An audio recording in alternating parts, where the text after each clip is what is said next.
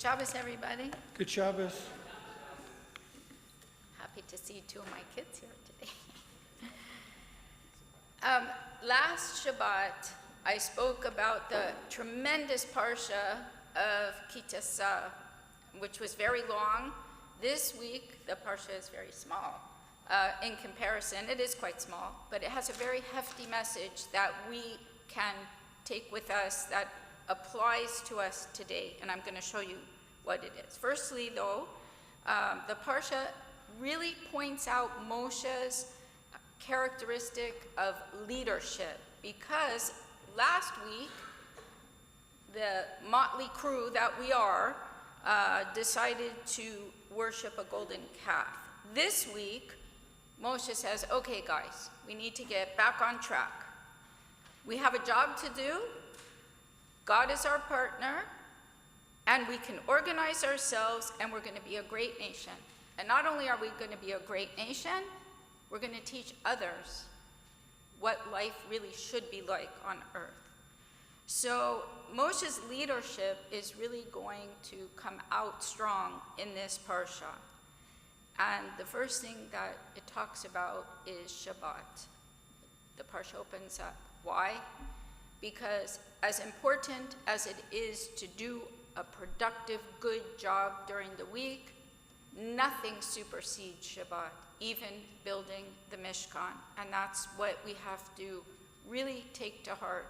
Shabbat is the covenant that we have with God. We work all week, but on Shabbat, we have to rest. And the rest is going to allow us a clear head, a strong mind, a strong body to face the upcoming week with vigor. So even the house of worship that they were building, God's place on earth where we can go to and they could go to for all the ceremonies, the sacrifices, the good and the bad that we come into the doors with. Even the most important place for Jews on this earth, outside of Israel, is our synagogue. And we come in here and nothing supersedes Shabbat, even the building of such a place. And the Torah mentions two people that were singled out, Bezalel and Oholiab, because they had this amazing ability to create.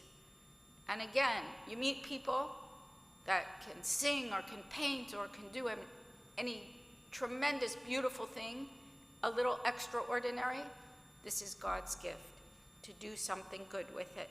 And two of the people were mentioned in this Parsha. So getting the people back on track is a tremendous leadership quality that really jumps out of this Parsha. Moshe's success was getting the people to be a community and work together to accomplish a common goal, and that's goodness, integrity, justice, and love. The Israelites witnessed the miracle at Mount Sinai, but then straight after, just like we are, lost faith and built that calf. And it was Moshe's duty to bring them back from that. So the community is a structural DNA of Judaism, building that community, and Moshe was doing that within this Parsha.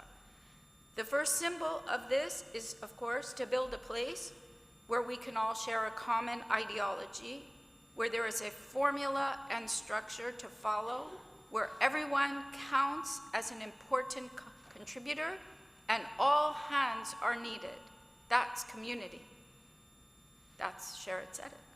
This Parsha talks about the free will giving of the items by the population.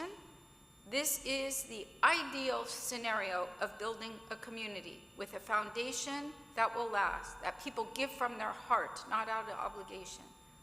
But it takes everybody's participation, recognizing some have more expertise in certain things, and some work with direction. Judaism and the Jewish soul thrives when there is productivity and accomplishment. Every every soul thrives when they see productivity and accomplishment. It's just that we as Jews have the insight, we have the Torah to remind us of it every day. That's why we're special, right? And we thank God, we say every day that we're not like the heathens, we're not elitist. We have the ability to learn and to recognize what every person in the world has the ability to learn and recognize. We have the Torah, speaks to us every day. This was one of the goals of Moshe had for the people, to feel that sense of community after they sin, to know that they can get back on track.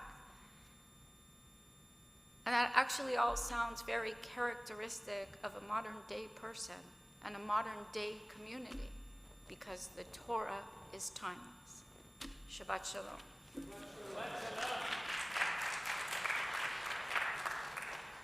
begin our Torah reading on